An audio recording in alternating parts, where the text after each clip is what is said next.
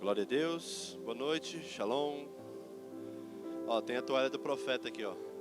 Vou molhar e fazer que nem o padre. A unção, meu filho. Pô. A unção da água com gás. Você está feliz aí, em nome de Jesus? Glória a Deus.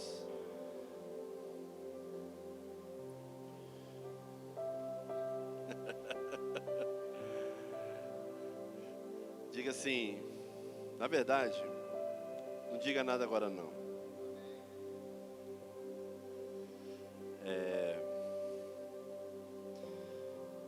Queridos, só voltando aqui em algumas falas que foram muito pontuais do nosso pastor,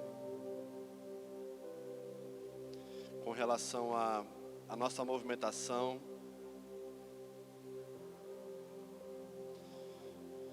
como igreja. Sinceramente, às vezes a gente não entende um pouco com relação a como algumas pessoas não se preparam para algumas coisas que ela vai fazer, que elas se propuseram a fazer para o Senhor. E aqui não é uma advertência, não é uma chamada, nada disso, é apenas uma fala com relação a, por exemplo, eu vejo a questão da nosso envolvimento nas finanças, parte da finança, né? Quando se trata da igreja, por mais que os nossos pastores tenham muito zelo em falar, a gente sabe que nós precisamos dar uma resposta a algumas coisas. Porque se você às vezes não se programa para estar aqui na igreja, isso às vezes acontece, isso pode acontecer, viu? Às vezes, por exemplo, eu não tirei dinheiro e confiei no meu celular para fazer um Pix. Chegou na hora de fazer o Pix, minha bateria acabou. Aí você fala assim, oh Deus, você sabe, né? Que eu poderia, não é que eu queria. Aí Deus fala assim, e você sabe que você poderia ter feito diferente. Porque a gente é bom para se programar para fazer as coisas naturais, as nossas coisas, né? Por exemplo, essa semana eu estava num desafio muito grande de acertar as despesas lá de casa. Quantos aqui tem despesa em casa, irmão? Graças a Deus eu não estou sozinho, né? E lá em casa o condomínio e o aluguel é junto. E aí eu pedi para separar, desmembrar, porque esse mês nós iríamos pagar em datas diferentes. E a moça que fez a separação ela falou, olha, só pode ser pago na lotérica. E é ruim demais ir para a lotérica, irmãos. É muito ruim ir para esses lugares, é muito cheio. Felipe, só pode baixar mais um pouquinho, tá? 50% pode baixar. Obrigado. Essa equipe de mídia é top, né, pastor? Uma salva de palmas para esses irmãos, em nome de Jesus. Você também, João. Né, Kevácia. Aleluia. E ela falou, tem que ser pago na boca do caixa lá. Eu fiquei, caramba. Mas a gente se programa para fazer, a gente encara fila, a gente vai no banco tirar dinheiro, corre, vai, enfim. Só que quando as coisas parecem que as coisas espirituais, parece que às vezes elas vão sendo deixadas, né? O que eu quero te dizer, irmãos, é que não só nas finanças, mas, por exemplo, quando você vem ao culto, se prepare para esse momento. Coloque a sua melhor roupa. Se a sua melhor roupa é uma camiseta, uma bermuda e um chinelo, é a sua melhor roupa. Venha com a sua melhor roupa. Prepare seu espírito. Prepare suas finanças. Prepare sua palavra, sua Bíblia. Traga a sua Bíblia. E venha marchando para a casa de Deus, porque aqui na casa de Deus nós vamos ordenar a bênção de Deus sobre você. Eu quero começar a minha semana com a bênção de Deus sobre a minha cabeça, sobre a cabeça da minha família. Amém? Eu quero começar a semana com uma palavra estrondosa no mundo espiritual, sendo transferida para as coisas naturais. Diga assim para o irmão que está do seu lado, se prepare para as coisas de Deus. Diga assim, tenha a mesma prioridade para as coisas de Deus como você tem para as suas coisas. Se prepare em nome de Jesus, amém? Dê um forte aplauso ao Senhor. Se prepare em nome de Jesus. Porque assim, os imprevistos, eles acontecem, eles vêm, né? Mas eles precisam nos ensinar algumas coisas. Uma vez você pode escorregar e está tranquilo, mas você sempre cair nesse lugar é um indicativo de que você precisa corrigir a sua rota e redefinir as prioridades, amém? Eu quero trazer uma palavra aqui para as nossas famílias. Eu quero falar sobre o poder da obediência, amém? Nós vamos fazer algumas leituras, mas eu queria que você abrisse a sua Bíblia no texto principal. Você pode abrir, pode marcar aí, segurar. Eu estou lendo na Nova Almeida, tá? Pessoal da projeção. Davi, dá um pulinho aqui rapidinho. Cadê o Davi? Quem é que está no apoio do altar? É o Davi ou é o João? João, vem cá meu filho, rapidinho. Só para você me ajudar aqui.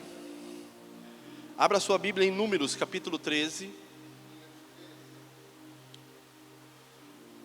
Números 13. Mas eu queria que você repetisse comigo assim, ó. A Bíblia, vamos lá, todo mundo diga, a Bíblia é um livro de princípios. Amém? Então, as pessoas falam, a Bíblia é a palavra de Deus, é a boca de Deus, mas Deus é um Deus de princípios. Desliga para mim, por favor, querido. Você é uma bênção, viu? Por isso que vai casar cedo. Amém, minha filha? Até porque quem tem filho grande é elefante, né, minha filha, né? Um desses meninos, né? A Bruna vai casar cedo também. 27, já baixei, ó, 27 para 30. Já pode começar a namorar. Tá rindo, né? Tá certo. A Bíblia é um livro de princípios. Deus entregou todos os princípios dele para nós. Todos os códigos de Deus estão na Bíblia. Deixa eu te falar, Deus não ocultou nada. Quando o assunto é liberações, quando o assunto é desbravar as nossas vidas, Deus não ocultou nada da sua palavra. Então todos os segredos foram descodificados, estão na Bíblia, a olhos nus. Talvez o que vai precisar, o que vai exigir, na verdade, de mim e de você, é um pouco só de atenção. É só um pouquinho de atenção. Mas estão aqui. E se nós entendermos a movimentação de Deus, que é uma movimentação de um pai, de um sacerdote da sua casa, você vai entender que a Bíblia, ela na verdade, ela está fazendo uma grande organização dentro de uma estrutura familiar. Então, assim como a sociedade tem regras e deveres, e exige que os seus cidadãos, que os moradores das suas cidades, se comprometam a viver nesses limites, a Bíblia nos convida exatamente a isso, a vivermos nos limites do Senhor, debaixo das diretrizes do Senhor e de toda a instrução que Deus tem para nós. Agora, diferente das leis dos homens, a palavra de Deus, ela tem a capacidade, na sua natureza, de potencializar todas as áreas das nossas vidas. Então, eu vou deixar muito claro para mim e para você, só a palavra de Deus tem o poder de expandir você. A cultura, as leis do mundo, talvez as influências que você conhece, elas encontram um limite. A palavra de Deus não. A palavra de Deus, ela é por si só potencializadora de todos os atributos de Deus na nossa vida. Você pode dizer um amém? Então diga assim para o irmão que está do seu lado, você pode ser mais. Porque a palavra de Deus te garante isso. Amém? A palavra de Deus te garante isso. Glória a Deus. Então, a Bíblia certamente é um livro de princípios. E todos os princípios de Deus encontram-se aqui, em sua santa palavra. Consequentemente, o cumprimento de todos esses princípios estão conectados à promessa de Deus à sua vida. Escute, eu já ouvi uma frase que eu achei muito interessante. Se você cumpre princípios, Deus cumpre promessas. Alguém já ouviu essa frase? Eu achei muito interessante. Quando você cumpre princípios, Deus cumpre promessas. Durante muito tempo eu relutava em concordar com isso, porque eu achava isso muito antropólogo, essa frase. Muito centralizadora, como se Deus tivesse que depender. Mas na verdade não, é porque a palavra de Deus, ela é viva e eficaz, amém? Ela é viva, não está morta, a palavra de Deus é viva. Mas para que o efeito dessa palavra, ela se cumpra na minha vida, eu preciso concordar com os termos de Deus. E automaticamente, quando eu faço isso, a liberação de Deus, ela é completa. Um exemplo, a palavra de Deus é viva e eficaz, amém? Nós acabamos de falar isso. Mas o nosso Deus, além de ser vivo, Ele é eterno. Então, olha o que a palavra de Deus tem por capacidade de fazer na minha vida e na sua vida. Ela traz vida para nós. E de bônus, quando eu entendo isso, eu tenho uma vida eterna. Automaticamente, quando eu entendo a vida de Deus, Deus me dá a eternidade como bônus, como dádiva. Então, quando eu cumpro princípios, Deus faz o quê? Deus linka esse princípio a uma promessa. E automaticamente essa promessa, ela precisa ser liberada. Por quê? Porque é Deus quem determina isso. Não depende de mim, não depende de você. Quando você cumpre princípios, a promessa de Deus, ela encontra um fluxo. É como se tivesse obstruído e agora não mais. Amém? Então, um exemplo disso. Você deseja ter uma vida plena e feliz? Sim ou não? Vamos lá, sim. Você deseja ser realizado no que faz? Tem dois aqui, ó. Alguém aqui deseja uma família estabelecida no Senhor e ter uma vida abundante? Sim ou não? Sim. Tudo isso está condicionado ao cumprimento de princípios. Vida abundante, eu quero. Princípio.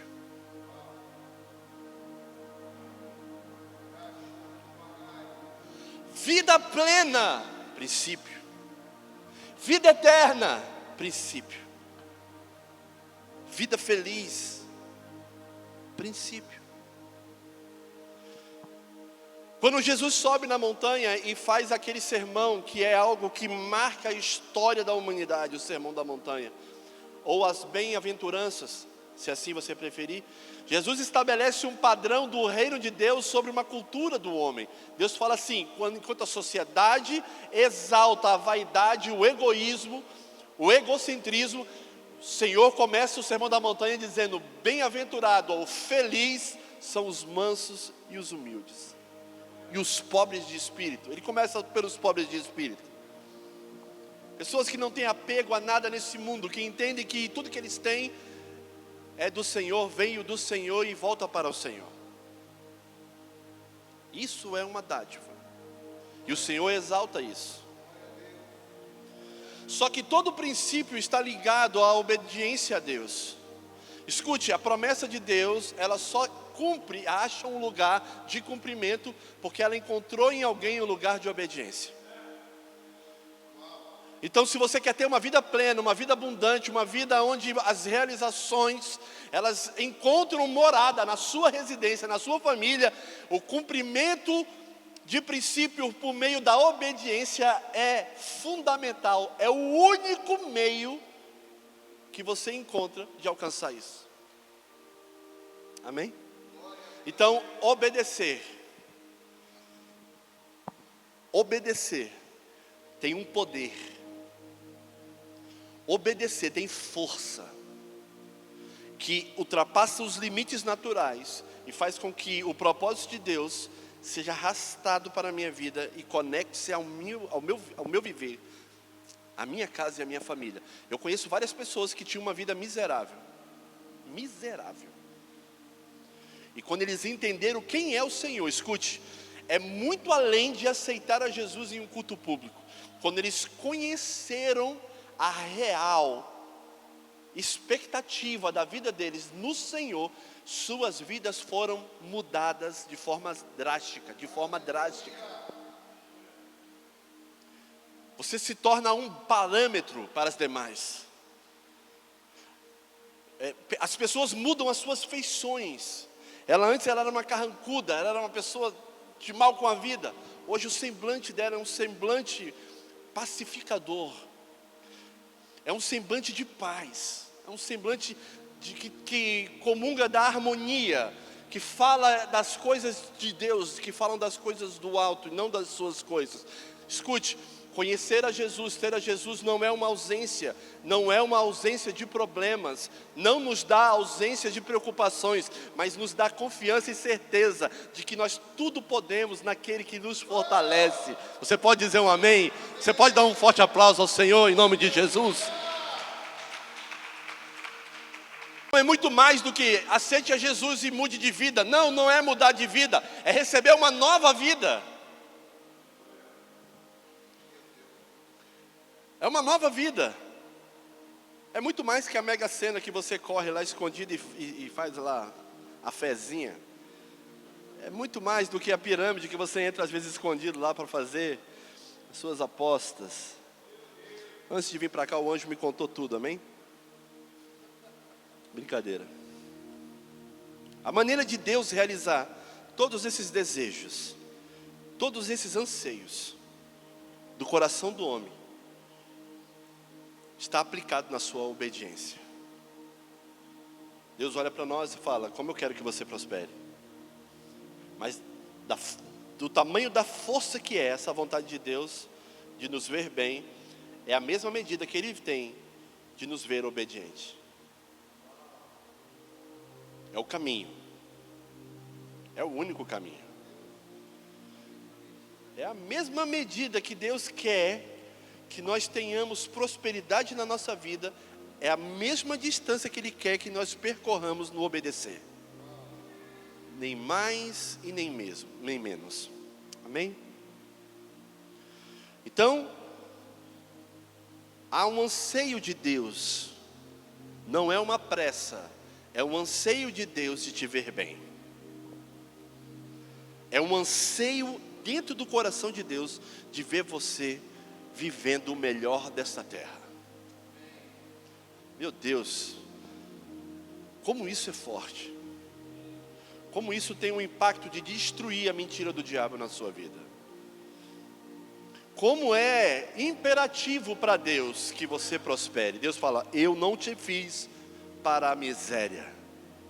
Agora, mais uma vez, eu preciso fazer um alerta aqui, porque há o ensino da barganha, da troca, do toma lá da cá. Mas eu não estou nem aí para isso. Eu não estou, porque nós não pregamos esse evangelho. Ainda que esse evangelho mascarou o favor de Deus, não deixou de ser um princípio. Ontem nós estávamos lá no Terra Nobre. O pastor Alexandre estava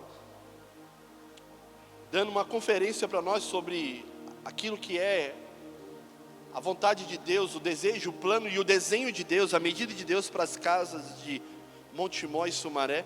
E nós estávamos falando sobre os grupos de convívio, sobre os pequenos grupos. E alguns irmãos falando: poxa, mas é célula, vai voltar com o negócio de célula? Irmãos, o Espírito Santo falou comigo. Eu pedi a permissão para os pastores, falei: eu preciso falar algo aqui.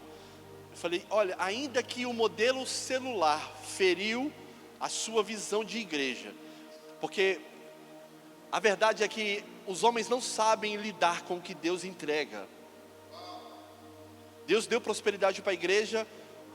O homem, ao invés de ensinar através das escrituras como prosperar, debaixo dos princípios de Deus, vendeu a prosperidade.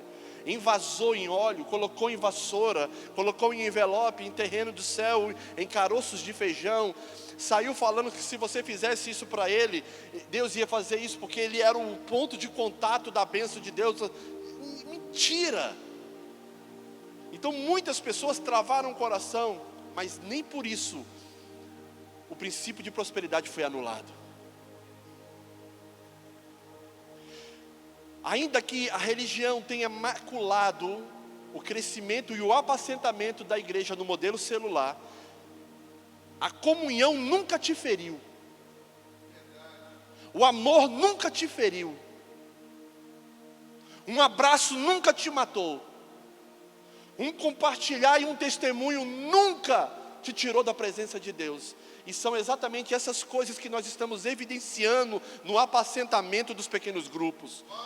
Nós não podemos nos colocar diante a uma palavra de Deus porque nós estamos nos sentindo feridos. Não. porque a missão é maior do que nós. A missão é maior do que a nossa vaidade. A missão é maior do que os meus sofismas. Porque se nós não fizermos, o Senhor levantará quem faça. E nós poderemos perder a influência que nós temos sobre os nossos amigos, familiares e os nossos entes queridos, porque nós estamos cheios de feridas. Ei, igreja, o Evangelho do Senhor é o poder para curar. Receba cura no teu espírito em nome de Jesus. Em nome de Jesus. Nós não podemos nos colocar acima da missão. Só existe um missionário porque existe uma missão. Só existe um soldado, escute, porque existe uma batalha. Amém? Então a maneira de Deus realizar todos esses desejos está ligada ao princípio. E esse princípio é a obediência. Amém? A obediência é a chave que abre os tesouros de Deus em benefício do homem. Não precisa abrir, mas Isaías fala disso. Deixa eu só lembrar aqui qual que é o texto, mas acho que é Isaías 45. Está aqui, acabei de abrir aqui. Isaías 45, versículo 3, que fala sobre a obediência. Isaías 45, versículo 3, diz: darei a você os tesouros escondidos. Projeta para mim, por favor. Vamos ler todos juntos aqui no telão. Eu pedi para você abrir em Números 13, nós vamos para lá, amém? Eu precisava fazer essa introdução aqui para a gente entender um pouco mais sobre o poder. Isaías 45, versículo 3. Vamos lá, vamos olhar para o telão aqui. 1, 2, 3. Darei a você os tesouros escondidos e as riquezas encobertas, para que você saiba que eu sou o Senhor. Para quê? Para que eu tenha uma consciência de quem é o meu Pai. O Deus de Israel, o que o chama pelo seu nome. Versículo 4. Versículo 4. Por amor do meu servo Jacó e de Israel. Olha o cumprimento do princípio. Onde é que está o princípio? Está na promessa. Por meio do meu servo Jacó, meu escolhido, eu o chamei pelo seu nome e lhe dei um título de honra, mesmo que você não me conheça. Versículo 5. Eu sou o Senhor e não há outro, além de mim não há Deus, e eu o cingirei, mesmo que você não me conheça. Você pode aplaudir essa palavra em nome de Jesus? O poder da obediência é Deus mostrar para você o que está escondido. Irmãos, quem obedece, escute, quem obedece recebe privilégios de Deus, acessos precisos. A obediência vai te levar a você descobrir o que está oculto aos olhos de muitos. É o benefício da paternidade, viu? É o benefício da paternidade. Você crê que Deus é teu pai? Sim ou não? Você tem benefícios pela essa paternidade. Quando o mundo inteiro estava em um caos, quando o Egito escravizou praticamente todas as principais nações do mundo, Deus chamou o seu filho do cativeiro. Israel é o meu filho. Moisés e Arão, vá até a sala do trono de Faraó e diga: Israel é o meu primogênito, solte o meu filho, porque se você não soltar o meu filho, eu vou pegar o seu. Deus avisou no começo como é que seria o final de Faraó. Israel é meu primogênito. E por que Deus resgatou Israel do Egito? Porque Deus queria dar um prêmio, diga um prêmio. O prêmio não era Canaã, o prêmio era Ele, o Senhor. Ele queria fazer por meio dessa jornada no deserto, Ele queria fazer por meio dessa incursão, dessa extração, porque primeiro Deus extraiu Israel do Egito, e depois Deus quis que Moisés extraísse o Egito de Israel. Porque para que haja o cumprimento dos princípios de Deus nas nossas vidas, é necessário que a natureza de Deus esteja evidenciada em nós. Convicção de quem é Deus. Volta o texto para mim no versículo 5. Por favor, volta o versículo 5. Deus está falando o seguinte, olha, talvez vocês não me conheçam.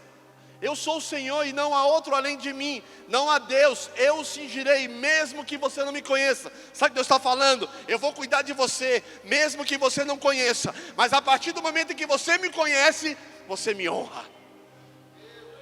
Você me reconheça. Irmãos, você só obedece a quem você reconhece. Você só obedece aquilo que você reconhece. As pessoas têm dificuldade de devolver aquilo que é do Senhor, por quê? Porque elas não reconhecem o Senhor. Por que falar de casamento, de família, é uma luta dentro da igreja, é uma batalha falar isso? Por quê? Porque muitas famílias não reconhecem Deus como sua prioridade. O pastor usou uma expressão que eu achei interessante. Ele falou que quando ele recebe o salário dele, ele tira primeiro ali os seus tributos e devolve a Deus. Por quê?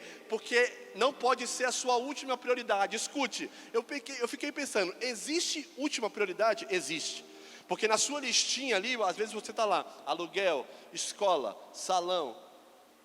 Se for a mulher, coloca salão de novo, amém? Pipipi, papapá, popopô. E no final lá, tributos. É uma lista de prioridades. Mas Deus não pode ser a sua última prioridade. Escute o que eu vou te falar. Deus não pode ser a sua última prioridade se você precisa que Ele seja a sua primeira prioridade. Se você quer que Deus seja o primeiro, você precisa investir em Deus em primeiro.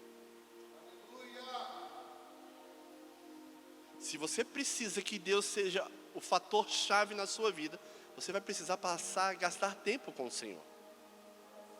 Oração, jejum, palavra, comunhão. Irmãos, a gente tem que ser bom das coisas simples. Nós precisamos ser bons. Ficar ali, fazendo tudo certinho nas coisas simples. Deus não vai cobrar de nós as coisas difíceis se nós somos ainda iniciantes ali naquilo que é básico. Agora, a partir do momento, escute, volta o versículo 4, eu gostei muito desse versículo, desse capítulo. Por amor do meu servo Jacó, ele está falando, eu tenho uma promessa de Abraão, Isaque e Jacó, essa é uma promessa. E de Israel, meu escolhido, eu o chamei pelo seu nome e lhe dei um título de honra. Sabe o que Deus fala? Olha só, olha como é que funciona com Deus. Deus não espera que você o conheça para Ele te honrar. Ele te honra primeiro para você reconhecer Ele. Ele chamou você pelo teu nome, Fernando. Eu te tirei, eu te dei, eu te coloquei, te estabeleci. Mesmo que você não me conheça. Por quê? Porque Ele quer extrair de nós uma resposta. Meu Pai é bom. Deus é bom. Só que essa bondade de Deus precisa catapultar, lançar a gente por um próximo nível de princípios, que é, Deus é tão bom que eu não me permito sabotar a nossa relação. Deus é tão bom para mim que eu não consigo me ver separado do Senhor. Deus é tão bom para mim que eu não consigo ser duas pessoas, uma diferente da outra. Porque Deus é tão autêntico que eu preciso manifestar a minha autenticidade. Deus é tão leal que eu preciso manifestar a minha lealdade. Deus é tão verdadeiro que eu preciso manifestar a sua verdade na minha vida. Tudo que Deus é, precisa refletir em mim. E tudo que reflete em mim, precisa alcançar a minha casa. Você pode dar um glória a Deus bem forte, em nome de Jesus. Tudo que tudo que Deus é, Deus já entregou para o homem. Tudo que o homem é em Deus, precisa resplandecer para a sua casa.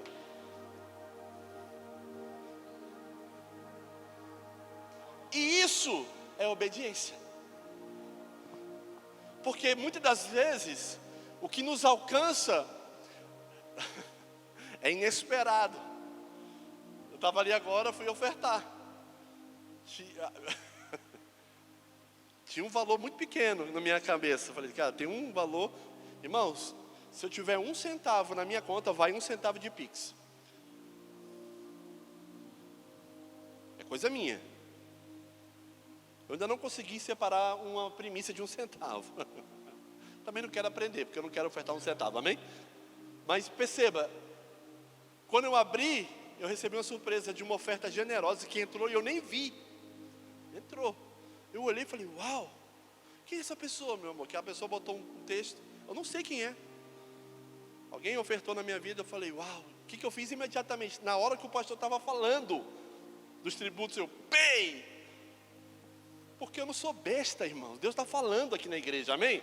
Se você acha que a gente está vindo para cá apenas para abrir a Bíblia e conversar, talvez nós vamos ter uma ótima amizade.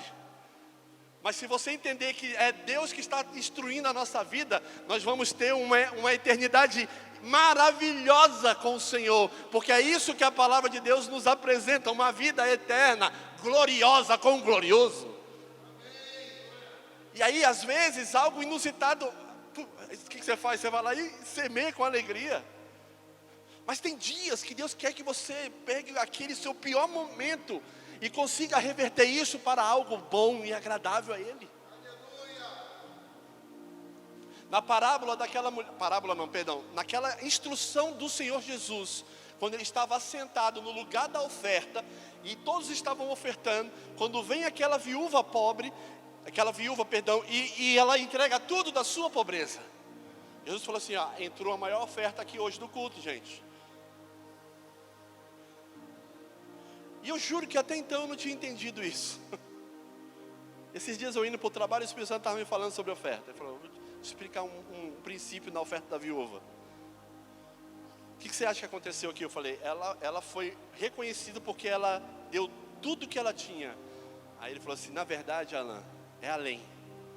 Porque enquanto os outros estavam ofertando das sobras, né? Ela decidiu não sobrar nada.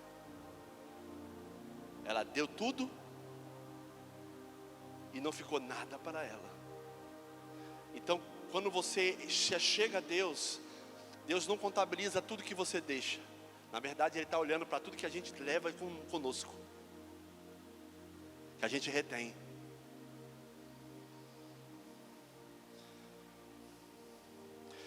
Porque se nós nos movemos na necessidade, talvez a nossa necessidade seja uma conta da luz. Aqui é força, né, que fala.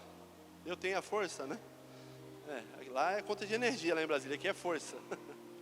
Talvez a sua necessidade vai ser a força. Deus vai te dar a conta, o dinheiro, você pagar a força.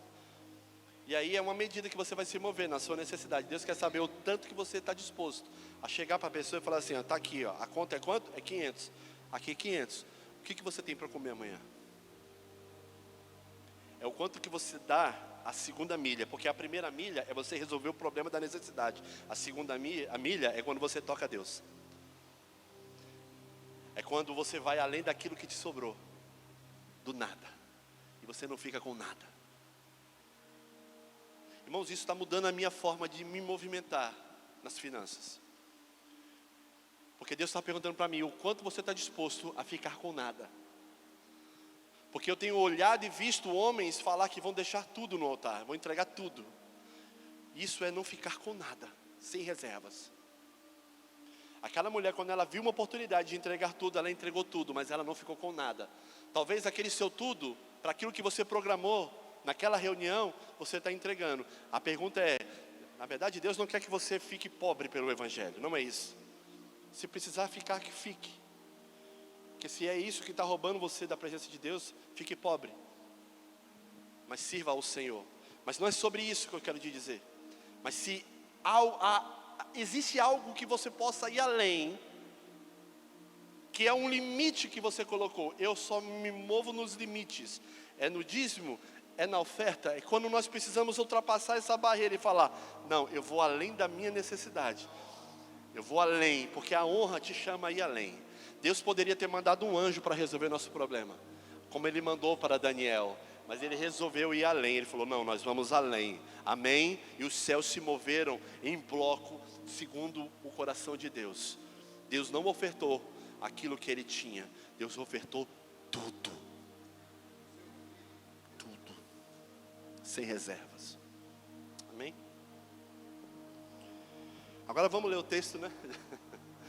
Números capítulo 13, nós vamos entender um pouco sobre a dinâmica do coração de Deus. Porque se Deus tirou o Egito, Israel do Egito, Deus agora queria extrair o Egito de Israel.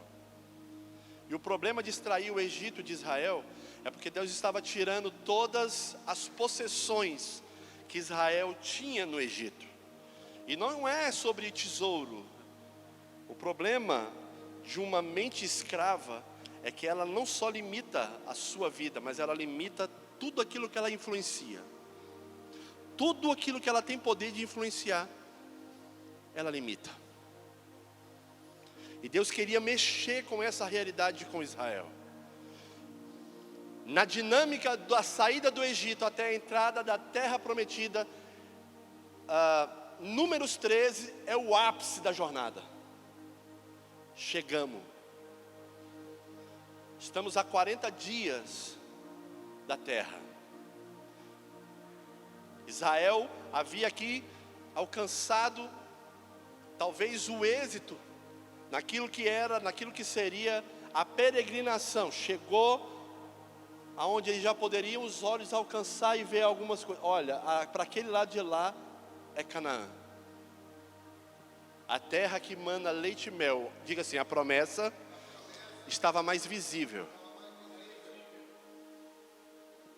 E aí, quando eles chegam naquele lugar, eles recebem uma instrução. O texto é Números capítulo 13, versículo 20, versículo 1.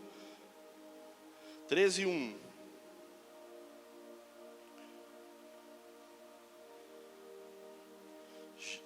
Números 13, versículo 1. Diz a palavra do Senhor: envie alguns homens que espiem a terra de Canaã, que eu vou dar aos filhos de Israel. Envie um homem de cada tribo. São quantas tribos? Diga, 12. Quantos homens? 12 homens. Daqui que saiu aquele filme, 12 homens e um segredo, amém? Brincadeira. Envie um homem de cada tribo de seus pais, sendo cada qual chefe entre eles. Moisés os enviou do deserto de Parã, segundo o mandato do Senhor. Todos aqueles homens que eram chefe dos filhos de Israel. Eu não vou falar o nome deles porque o nome é muito grande.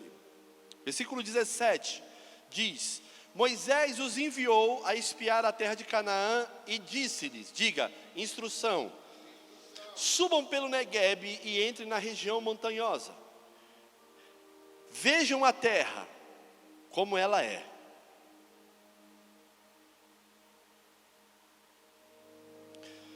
E o povo que nela habita. Então, veja a terra, veja o povo que habita na terra, veja se esse povo é forte ou se ele é fraco, se são poucos ou se são muitos. Vejam também como é a terra e que esse povo habita, em que esse povo habita, se é boa ou se é má. E como são as cidades em que habita, se são arraiais ou são fortalezas. Também como é o solo, se é fértil ou se é estéril, se nele há matas ou não. Tenham coragem e tragam dos frutos da terra. Aqueles dias eram os dias das primícias das uvas.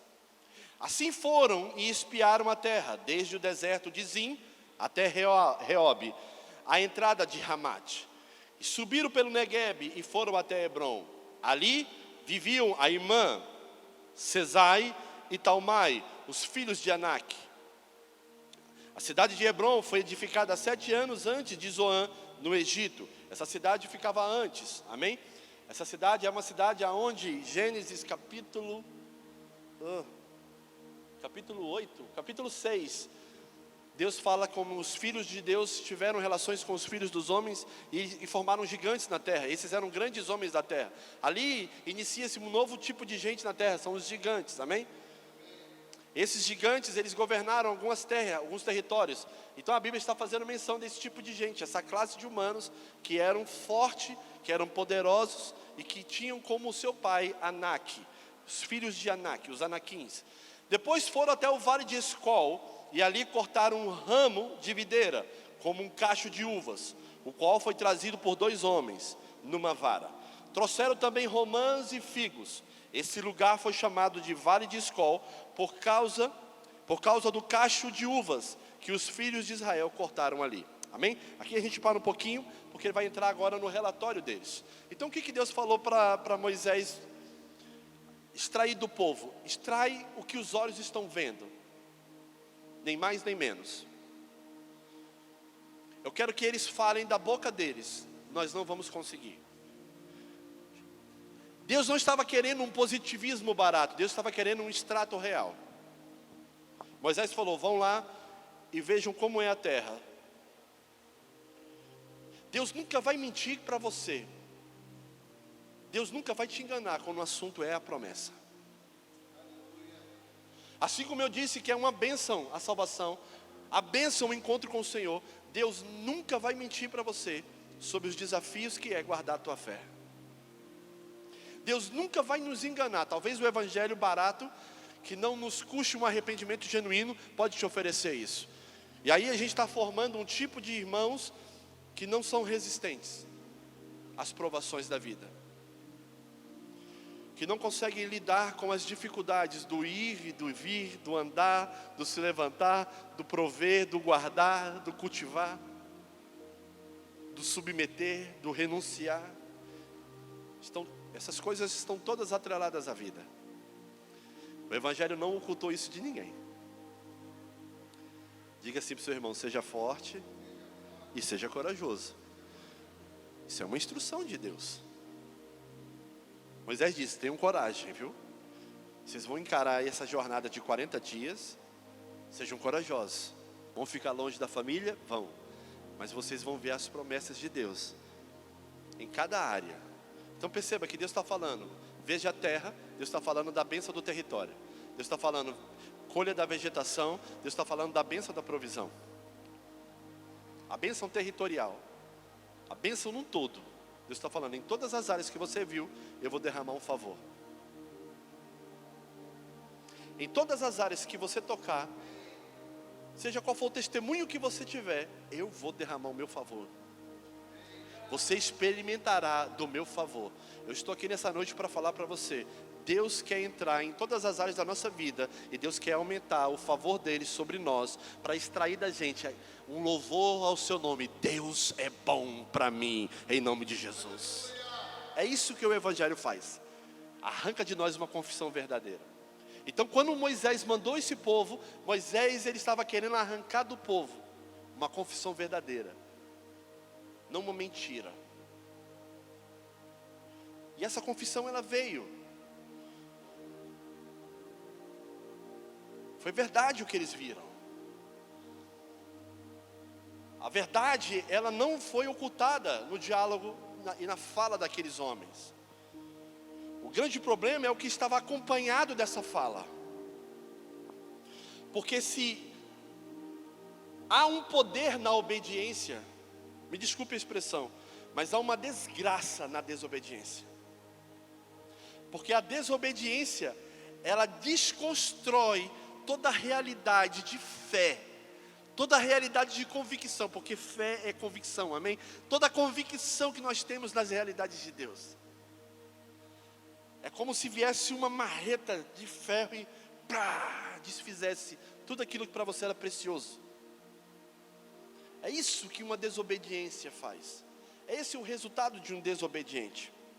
Então, o relatório, o versículo 25 diz, essa fala também está em Deuteronômio, capítulo 1, mas nós vamos ler aqui. Depois de 40 dias voltaram de espiar a terra. Vieram a Moisés, a Arão e a toda a congregação dos filhos de Israel, em Cádiz, no deserto de Parã. Fizeram um relato do que tinham visto a eles, ou seja, a Moisés e a Arão, e a toda a congregação, e mostraram-lhes os frutos da terra. Relataram a Moisés e disseram: fomos à terra a qual você nos enviou. Diga-se comigo: de fato, é uma terra onde mana leite e mel. Só uma observação aqui. Esse mana ter leite e mel, o leite aqui não era leite de vaca, e o mel aqui não era mel de abelha. O leite aqui era de cabra. E por que que Deus salienta o leite? Porque do leite tem vários derivados. Tem a coalhada, tem o queijo, tem a manteiga. Amém? É bom, né? Esse trem, né? Deu água na boca agora. E o mel não é o mel de abelha. É engraçado que o nome abelha, quando você vai olhar a tradução ali do hebraico, é Débora. E a abelha, antigamente ela usava da seguinte forma. Os pastores colocavam abelhas, colmeias de abelhas, em alguns mourões das cercas. Porque as abelhas, elas espantavam alguns predadores. Ninguém chega perto, né? De uma colmeia, né? De um enxame de abelha. Eu não chego perto. Por quê? Porque ela espanta, ela tem um ferrão. Então a abelha, nesse sentido, era para proteger. É por isso que mulheres, né, Déboras, têm o instinto de proteção. Mães protetoras. É por isso que houve uma juíza na Bíblia chamada Débora. Olha que interessante. Porque protegia ali a lei de Deus, a moralidade de Deus. Mas esse mel aqui não era mel de abelha, era mel de tâmara, de tamareira. Então Deus extraía dele, escute como isso é forte. Deus extraía dele, dos elementos da natureza, daquilo que saiu da boca de Deus para criar. Daquilo que Deus formou da terra, os animais foram formados da terra. Deus pegou e falou assim, ó, disso tudo você desfruta da promessa. Que mana leite, que é autossustentável e mel. Porque tudo tem vida através da minha palavra. Amém? E os homens testificaram disso. Terra que mana leite e mel, isso é verdade. E Deus disse isso lá em Abraão, lá para Abraão. Estes são os frutos dela. Mas o povo que habita mais, diga mais, sempre tem um mais. E aqui eu quero falar um pouco sobre o caráter do murmurador. Porque se o obediente é contado como um fiel, o desobediente é contado como um infiel. E todo infiel, ele é um murmurador. Não importa se ele ocupa uma posição de liderança, porque havia homens líderes aqui. Existem homens infiéis, que Deus permite que eles liderem.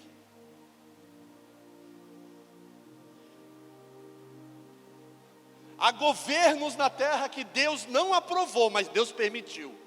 Há governos na Bíblia que Deus nunca aprovou, mas Ele permitiu.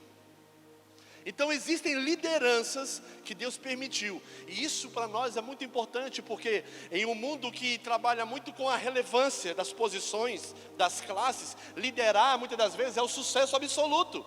E para Deus não.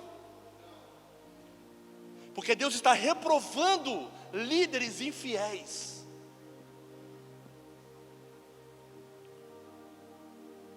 Líderes que estão desleais.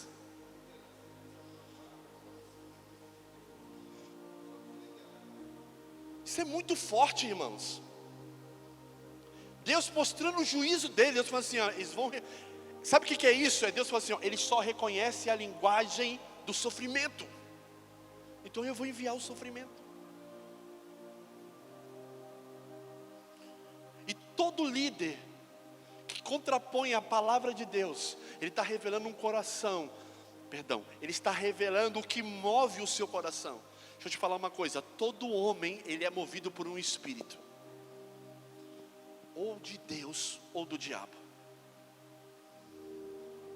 Por isso que Deus colocou em nós o seu espírito.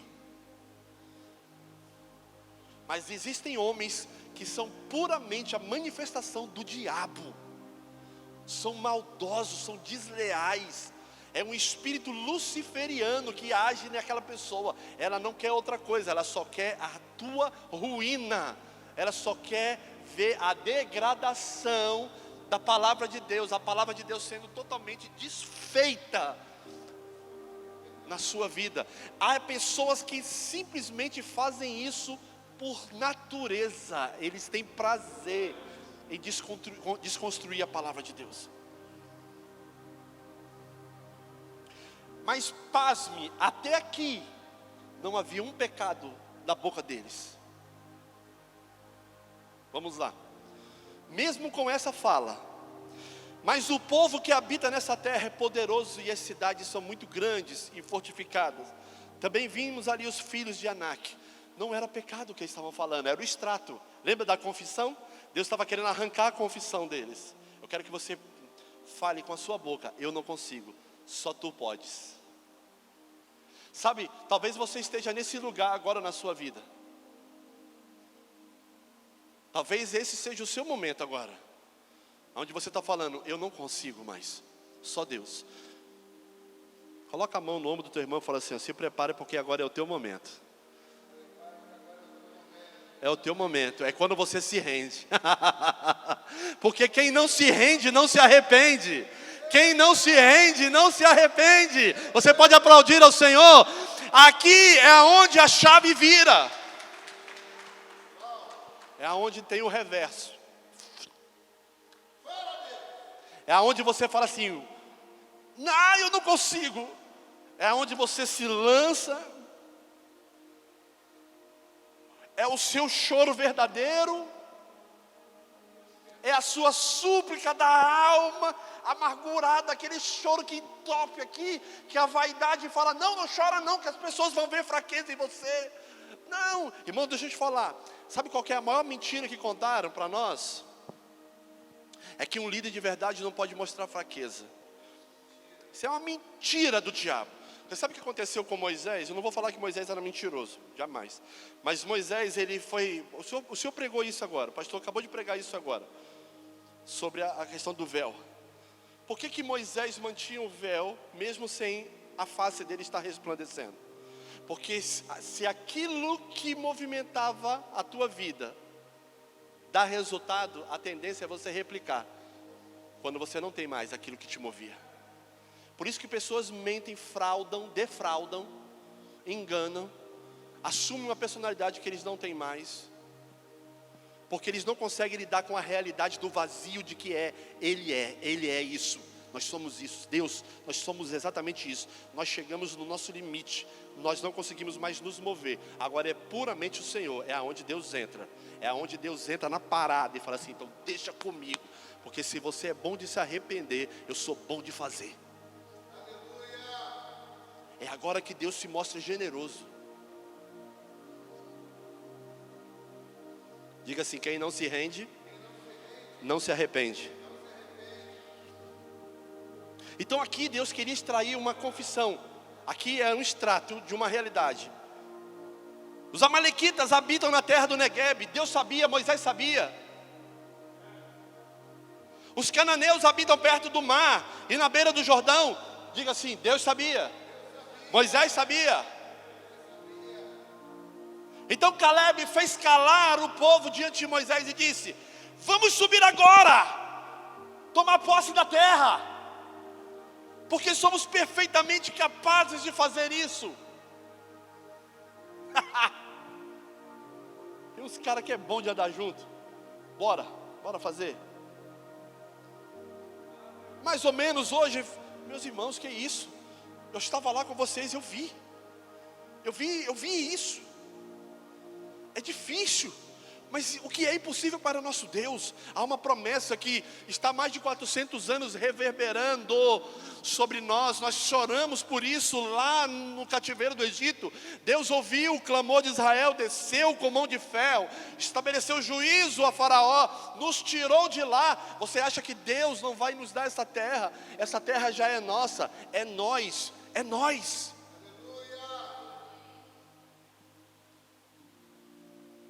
Diga assim: porém, os homens que tinham ido com ele disseram: não podemos atacar aquele povo, porque é mais forte do que nós. Diga assim comigo: ainda que esse texto pareça ofensivo, não tem pecado aqui. Não tem. Deixa eu te falar, Deus não te vê como um fraco quando você diz: não consigo.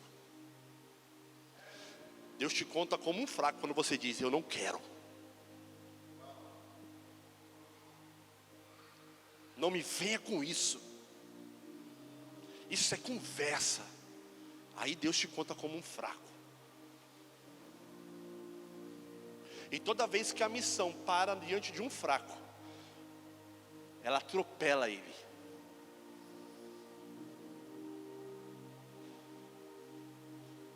Toda vez que a missão para na nossa vontade, se prepare, porque ela vai atropelar a sua vida. Deus vai passar como um rolo compressor. Deus vai falar assim: não, eu não aceito que pare em você. Amém? E diante dos filhos de Israel falaram mal da terra. Falaram mal da... Diga assim, aqui entrou o pecado. Porque quando falaram mal da terra, falou mal da promessa.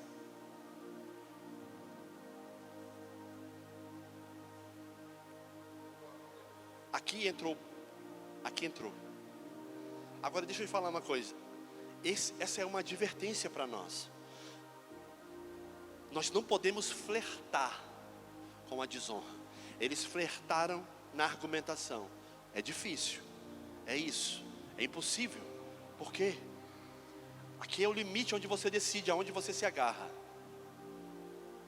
aonde você fala, mas Deus é Deus, né?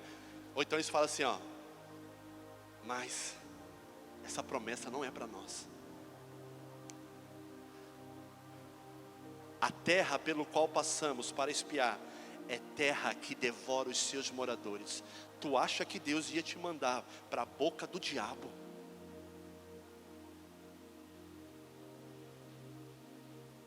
Tu acha que, irmãos, Deus tirou você de lá, te deu uma promessa. Você acha que Deus ia fazer você andar em círculo e voltar para a mesma boca? O que Deus falou? A terra é boa, que mana leite e mel. Mas o extrato que eles tiveram foi o quê? A promessa é uma maldição. E todo o povo que vimos nela são homens de grande estatura. Também vimos ali gigantes. Os filhos de Anak são descendentes de gigantes. E éramos aos nossos próprios olhos como gafanhotos. E assim também éramos aos olhos deles. Nós falamos de vida abundante. Como é bom ter uma vida abundante, uma vida plena. Isso é uma realidade para nós. Pode estar distante, mas diferente da promessa que o mundo nos oferece, diga assim, é real. Não é impossível. O ponto de uma vida abundante, uma vida próspera, uma vida abençoada. O reverso da obediência, da submissão, do anseio por viver a plenitude daquilo que é a vontade de Deus. Aquilo que é a maior semente de ruína, chama-se murmuração. Aquilo que é o contraponto da abundância, é a escassez. Da bênção é a maldição, é uma vida debaixo de murmuração. Porque a murmuração aponta para algumas coisas. Todo murmurador desqualifica a promessa de Deus em sua vida. Todo murmurador exalta a dificuldade. Já viu gente que fica perto de você e fala, não, isso é muito difícil, isso é impossível. Isso é uma mentira. Todo murmurador é um covarde de espírito. O cara vira para você e fala assim, não faz isso não, porque isso pode te matar. Isso pode te tirar aquilo que você tem. Cara, você não tem nada. E o cara está falando para você que você não pode, você tem que garantir pelo menos o nada. Uma vez a Bruna e o Davi, eu sempre conto isso. Esse pequenininho, e o Davi sempre foi muito corajoso, né? Sempre se machuca mais, né? Voltava todo marcadinho e tal. Aí uma vez a Bruna falou assim, Davi, você não pode ser assim, tão atirado para pequeno. Tipo assim, a Bruna é do tamanho da Esther, mais ou menos, né, amor? Quantos anos tem a Esther? 12? 5? Não, mais. A Bruna tinha 10 anos, mais ou menos. E o Davi tinha uns 5 aninhos. Aí ela virou para o Davi e disse, Davi, você tem que aprender uma coisa comigo. Os covardes sempre vivem mais. Porque eles se arriscam menos. Olha, a Bruna, Davi, você não pode ser tão corajoso assim. Você tem que aprender com uma coisa, que os covardes vivem mais. Eu falei, tá amarrado, Bruno. Misericórdia, meu. Mas sabia que isso, na verdade, é uma instrução muito sutil que o mundo às vezes nos oferece? Você está começando uma nova jornada de trabalho, onde há uma progressão, um caminho de progressão tão abençoado para você. Aí vem aquele infeliz, chega perto de você e fala, eu estou há 3 anos aqui, nunca me promoveram. Você acha que vão fazer isso com você agora? Cara, essa empresa aqui é uma porcaria, não valoriza ninguém. Joga você para baixo. Deixa eu te falar uma coisa, rapidinho. Eu sei para aquilo que o Senhor me chamou. Eu sei. Deus me chamou para uma obra, um ministério, e de influenciar pessoas através da minha profissão. Eu tenho convicção disso, amém? No dia que eu fui contratado, eu fui promovido, irmãos. E eu não falo isso para me vangloriar, não. Eu faço isso para louvar o nome de Deus. Mas Deus, Ele ama quando Ele vê os filhos dele desentupindo canos, assim, ó, arrancando o limite. No dia que eu fui efetivado, me promoveram. Por quê? Porque eu olhei e falei assim, peraí, eu posso ser teu sócio? Pode. Então eu não vou me contentar a ser um funcionário, eu quero ser teu sócio. Pegou na minha mão e falou assim, está contratado.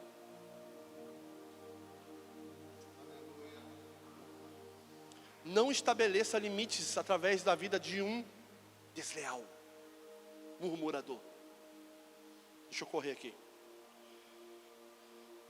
Números 14 diz, então toda a congregação se levantou e gritou em alta voz, e o povo chorou aquela noite. Por que se levantou em alta voz? Eles não se levantaram para adorar a Deus, eles se levantaram para o quê? Para concordar com uma murmuração. Esse é o poder de um murmurador na tua vida. Ele arrasta você para a sua zona de conflito. Nunca lute uma luta no campo do seu inimigo. Deus nunca lutou uma guerra no campo do seu inimigo. Ele sempre arrastou os inimigos para o campo dele.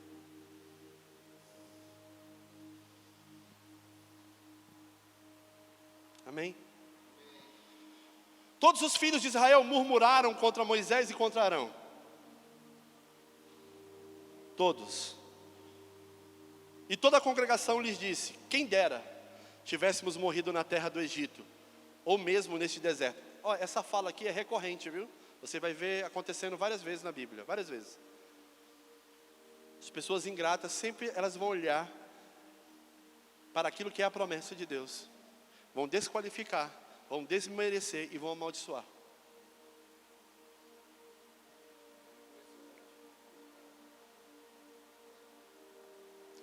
Todo murmurador carrega um espírito de deslealdade nele. Ele é desleal. Os caras olharam para o libertador e falaram assim, ó, quem dera, Moisés, você não tivesse aparecido. Porque a gente só veio porque te acreditou em você, na sua liderança. Quem dera você tivesse sumido da nossa vida, nunca tivesse passado na nossa porta com a conversa de uma libertação. Quem dera, e aí eles disseram o versículo 3, e porque o Senhor nos traz a esta terra para cairmos à espada, e para que nossas mulheres e nossas crianças sejam por presa, não seria melhor voltarmos para o Egito? E diziam uns aos outros, vamos escolher um outro chefe, um outro líder, e vamos voltar para o Egito. Olha só, o murmurador, ele desqualifica a promessa, ele desqualifica o líder, e ele blasfema contra Deus. Há uma característica em um murmurador, ele é nostálgico nas suas tragédias. Desconfie das pessoas que falam, nossa, eu gostava daquele tempo quando a igreja cantava aquelas músicas antigas. Nada a ver falar das músicas, porque para mim não existe música antiga, música é música para mim. Música é música. Mas existem músicas que marcaram a nossa memória, né? Memórias específicas, e aí aquilo ali vai lembrando. O problema, irmãos, são pessoas que moram no passado. O passado não é uma moradia, viu? Não pode ser a sua residência. O passado é uma lembrança que precisa te arremeter para o presente e esse catapultar você para o seu futuro.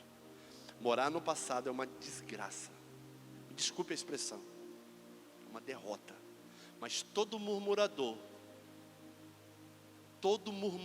ele é nostálgico nas suas tragédias. Eu prefiro ser um escravo no Egito do que ser liderado por Moisés.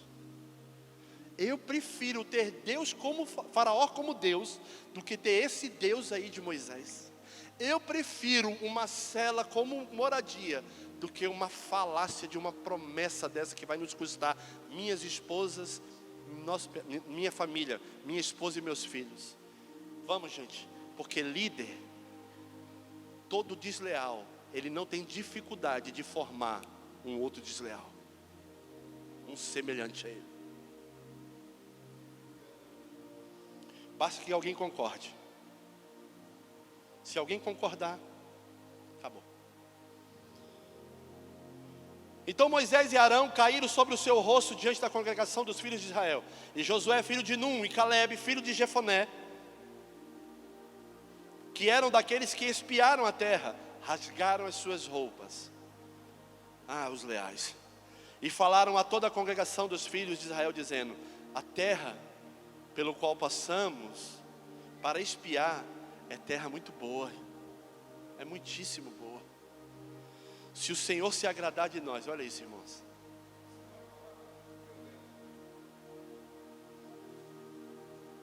Vocês estão querendo a agradabilidade de Deus. Na verdade, nós precisamos ser encontrados fiéis ao Senhor. Irmãos, Deus quer encontrar em nós um lugar de depósito para que a promessa se cumpra. Não pode ser ao contrário, porque quando ocorre o contrário, ocorre essa tragédia, porque isso aqui foi uma tragédia. Aplacou Israel. Eu vou precisar correr, que o horário já foi. Todo murmurador fala contra seu líder. Todo murmurador é um nostálgico nas suas misérias. Todo murmurador fala contra Deus.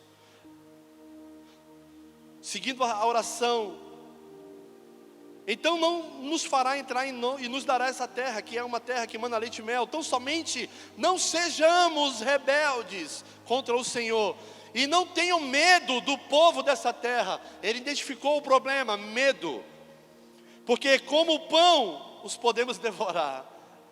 Diga assim, diga assim comigo, os leais.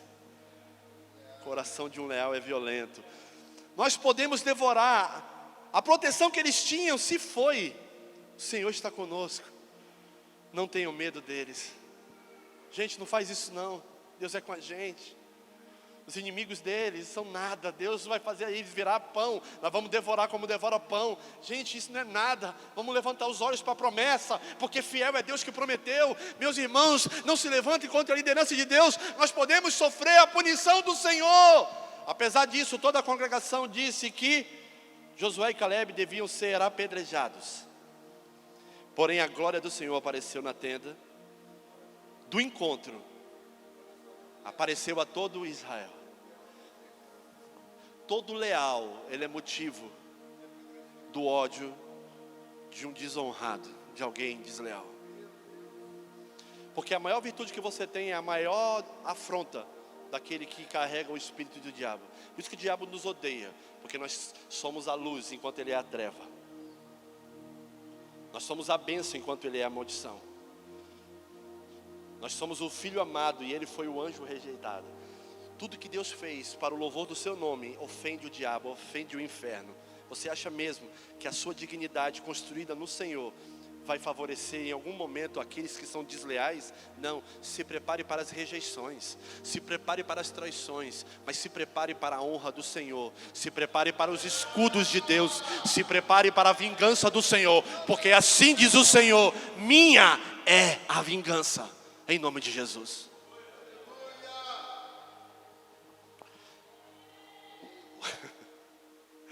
O Senhor disse a Moisés: até quando este povo me provocará e até quando não crerá em mim? O Senhor disse a Moisés: vou feri-lo, apesar de todos os sinais que eu tenho feito no meio dele. Versículo 12: vou feri-lo com pestilências e deserdá-lo. Antes de deserdar, eu vou ferir esse povo.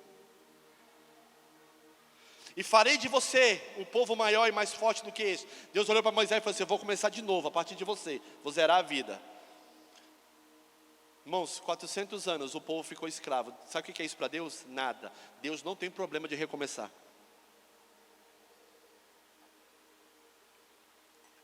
Melhor do que começar para Deus é começar certo, viu, irmãos? É por isso que Ele quer encontrar um lugar em Deus, em você, um lugar nele, em você, para Ele recomeçar. Se Ele não achar, irmãos, não se preocupe, Deus não vai te incomodar, mas também Ele não vai te favorecer. Tem pessoas que estão assim, ao léu, medindo prosperidade, medindo sucesso com dinheiro, com influência, mas não tem nada de Deus. A única semente que eles recebem é o desprezo. Deus disse: Moisés, eu vou começar de novo com você. E aqui sobra até para Moisés. Moisés respondeu ao Senhor: os egípcios não somente ouviram que com o teu poder fizeste este povo sair do meio deles, mas também o disseram os moradores da terra. Eles ouviram que tu, ó Senhor, está no meio deste povo, que face a face, ó Senhor, lhes aparece a tua nuvem. Enfim, Moisés vai falando aqui algumas coisas. Se matares este povo, versículo 15, uma só vez, as nações que antes ouviram a tua fama dirão: visto que o Senhor não conseguiu fazer este povo entrar na terra que lhes prometeu como juramento, matou-os no deserto. O que Moisés está falando? Deus, o Senhor não pode ir contra a sua palavra. O Senhor falou que ia proteger esse povo. Agora, pois, peço. Olha Moisés era um homem muito sábio. Ele linkou a oração com uma intervenção. Ele interferiu. Mas a intervenção ele fez com que? Com um princípio. E todo o princípio de Deus está ligado à palavra de Deus. O que Moisés pegou? A palavra de Deus e mostrou para Deus. É mais ou menos aquilo que o Senhor falou ontem sobre oração. Orar dentro daquilo que Deus fala e apresentar na confissão da palavra aquilo que Deus precisa fazer. O Senhor é tardio. Olha o que Moisés diz. O Senhor é tardio em irar-se e rico em bondade. Ele perdoa a iniquidade e a transgressão, mas não inocente o culpado. Olha isso. Mas Ele visita a iniquidade dos pais e dos filhos até a terceira e a quarta geração. Moisés segue dizendo: perdoa, pois a iniquidade deste povo, segundo a grandeza da tua misericórdia, e como também tens perdoado a este povo, desde a terra do Egito até aqui. Esse povo só reclamava, e Deus ia perdoando. Versículo 20 diz o Senhor: conforme você me pediu, eu perdoo. Porém, diga, porém. Aí lascou, irmão, viu? Aí deu ruim. Tão certo como eu vivo. É engraçado que o segredo de Elias não era o poder de Elias, né? A unção de Elias. O segredo de Elias é o lugar que ele habitava, né? Ele diz bem assim: tão certo quanto vive o Senhor, cujo a face. Esse é o segredo de Elias, face a face com Deus. Aí Deus fala assim: ó, tão certo como eu vivo. Ele não tinha para quem jurar, falou por si mesmo: tão certo como eu vivo, e com toda a terra se encherá da glória do Senhor. Nenhum dos homens que viram a minha glória e os prodígios que eu fiz no Egito e no deserto, e mesmo assim me puseram à prova, já 10 vezes, olha isso, e não obedeceram a minha voz. Diga assim, ó: nenhum deles verá a terra que com juramento prometi a seus pais. Sim, nenhum daqueles que me desprezaram vai ver a terra. A maior tragédia de um homem não é quando ele perde seu emprego. A maior tragédia de um homem não é quando ele fracassa na sua paternidade, porque isso Deus restaura. O Mevan Montemor é uma casa de paternidade. Então, se você perdeu a paternidade, Deus vai restaurar ela aqui, em nome de Jesus. Não é a sua maior tragédia. A sua maior tragédia é quando você é reprovado por Deus. É o limite de todo mundo. Não é a morte, porque Ele é a ressurreição. É quando olhamos para Deus e falamos: não obedeceremos a sua voz. Aqui é onde o homem encontra o seu fim.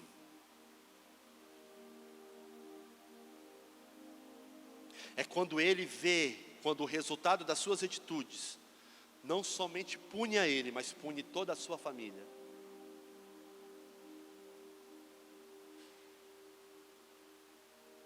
Versículo 27 diz: até quando vou aguentar essa má congregação que murmura contra mim? Versículo 28 diz: diga-lhes, tão certo como eu vivo, diz o Senhor, vou tratar vocês de acordo com o que vocês falaram aos meus ouvidos. Neste deserto cairá o cadáver de vocês. Você sabe o que é pior que isso? É o que vem depois. De todos vocês que foram contados no censo de 20 anos para cima, e que murmuraram contra mim, vocês não entrarão na terra no qual jurei que eu os faria habitar, com exceção de Caleb e de Josué. Mas os seus filhos, essa aqui, irmãos, é de danar, porque se há um dano maior para mim, ser reprovado por Deus, ele aumenta quando Deus reprova a minha casa.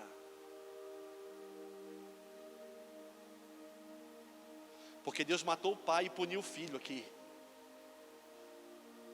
Irmãos, o murmurador, ele é um assassino de si mesmo e da bênção de Deus na sua casa. Ele não só se prejudica, ele se prejudica a geração. Deus disse, eu vou visitar a terceira e até a quarta geração daqueles que murmuram, que falam contra a minha promessa. Mas os seus filhos, versículo 31, os quais vocês dizem que serão por presa da terra que eu prometi, esses eu farei entrar nela, e eles conhecerão a terra que vocês desprezam. Porém, o seu cadáver cairá. Os filhos de vocês, versículo 33, os filhos de vocês serão pastores, os filhos de vocês serão pastores neste deserto durante 40 anos.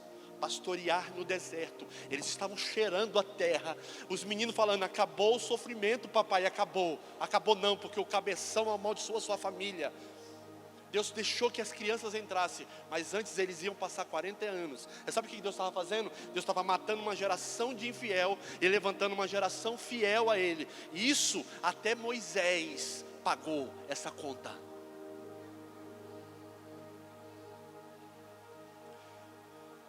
Nós não podemos ser os que amaldiçoam a nossa casa. A obra das nossas mãos precisa ser obras de abençoar, de bênção.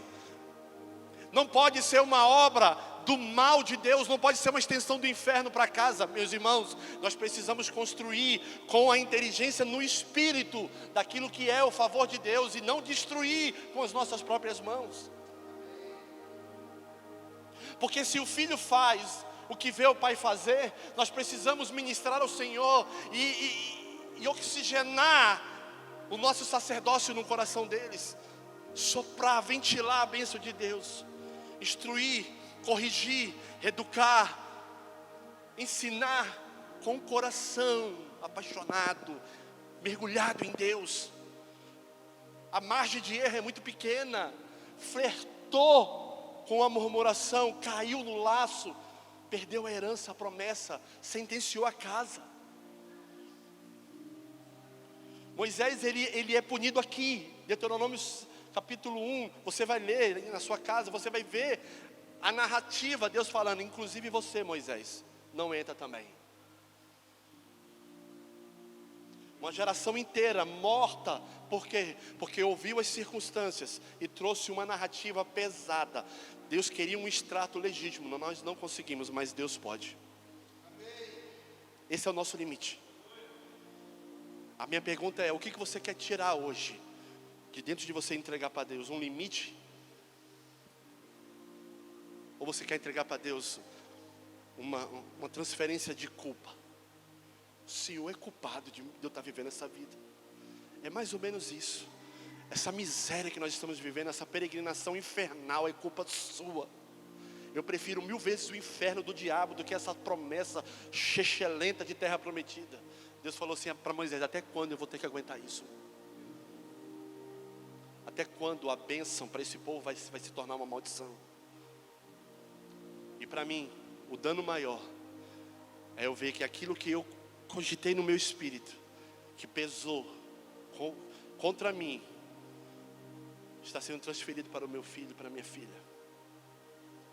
Eles serem contados como infiéis, porque o coração de um pai é um balizador para o coração de um filho, irmãos. Irmãos, Deus leva muito a sério a paternidade. A convergência de coração de pais e filhos, ela é real para Deus, precisa acontecer. Mas isso pode tanto te abençoar, quanto pode te amaldiçoar. Porque aonde está o seu coração, é o talão do teu tesouro. Se coloca de pé em nome de Jesus. Perdão pelo horário, nós passamos 20 minutos, meu Deus.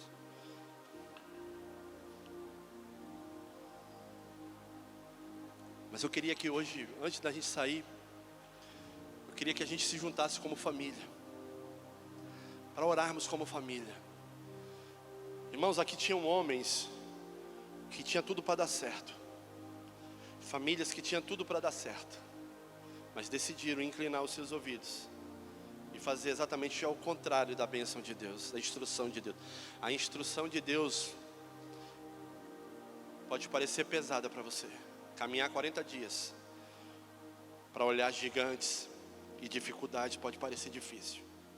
Talvez até aqui é o máximo que você conseguiu ver. Mas hoje o Senhor está me mandando você erguer os seus olhos.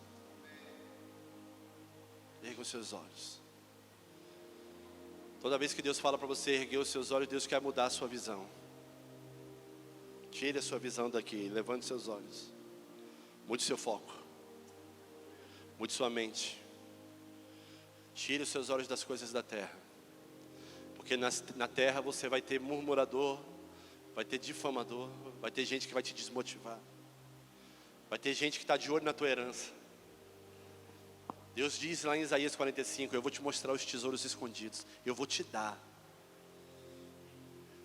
Você sabe o que irmão, Deus não faz isso. Deus não é aquele pai que leva o filho no dia das crianças no shopping para ele ver vitrine. Fazer o menino escolher o presente e falar assim, ó, papai não pode te dar hoje, tá? Deus não faz isso. Deus, ele abre o tesouro e fala, pega. Eu vou te mostrar os tesouros escondidos no meu espírito para você. Deus é pai, ele quer abrir os tesouros. Agora, ir até os tesouros pode ser uma jornada de 40 dias para você. Talvez está te custando até a caminhada, até aqui. E eu vim aqui essa noite para dizer para você, levante seus olhos. Levante seus olhos. Mude a sua visão, mude seu comportamento. Mude seu foco. Volte a olhar para o Senhor. Eleva os meus olhos para os montes, da onde me virá o socorro. Deixa eu te falar, o monte não é o limite. Deus está mandando olhar acima dos montes. Eleva os meus olhos para os montes, de onde me virá o socorro. O meu socorro vem do Senhor, não vem nos montes, vem no Senhor. Talvez os montes estão sendo os seus limites. Deus está mandando você olhar além dos montes, acima dos montes. Feche seus olhos em nome de Jesus.